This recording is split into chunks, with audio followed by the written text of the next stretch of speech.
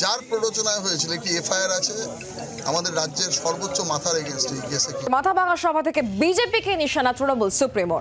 শীতলকুচিতে 5 জনকে খুন করা হয়েছিল তোপ দেখেছেন মমতা বন্দ্যোপাধ্যায়। শীতলকুচিতে গুলি চালিয়ে বীরভূমে ভোটে দাঁড়িয়েছেন নাম না করে বীরভূমের বিজেপি প্রার্থীকে আক্রমণ মমতা বন্দ্যোপাধ্যায়। তিনি বলেছেন, মানুষের জীবন দিই, আমরা জীবন কেড়ে নিই না। নির্বাচনী আচরণবিধি মানে না বিজেপি, তোপ মমতার।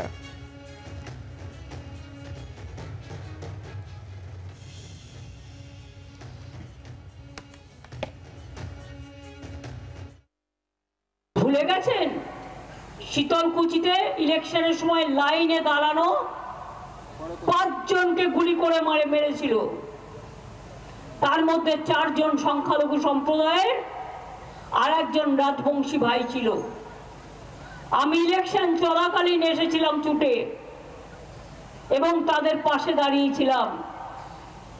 আর যে লোকটির ইনস্ট্রাকশনে হয়েছিল তার বিরুদ্ধে সরকারের 2টো ডিপি চলছে, ভিজিলেন্স ক্লিয়ার হয়নি।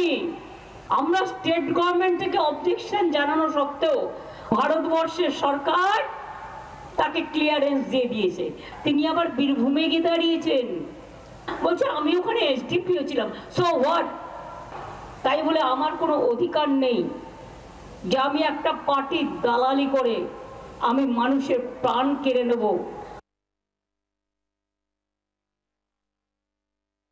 শীতলকুচিতে দেখুন এখনো অনেক কিছু উন্মোচিত হয়নি। আমার হাতে রক্ত লাগার ব্যাপারটা আরো ভালো করে দেখুন, সিআইডি তো তদন্ত করেছে। আমার হাতে যদি রক্ত লেগে থাকতো, না আমি ওখানে ছিলাম, না আমি গুলি চালাবার অর্ডার দিয়েছিলাম, না আমি, এবং রাজ্য পুলিশ ওর সাথে জড়িত ছিল।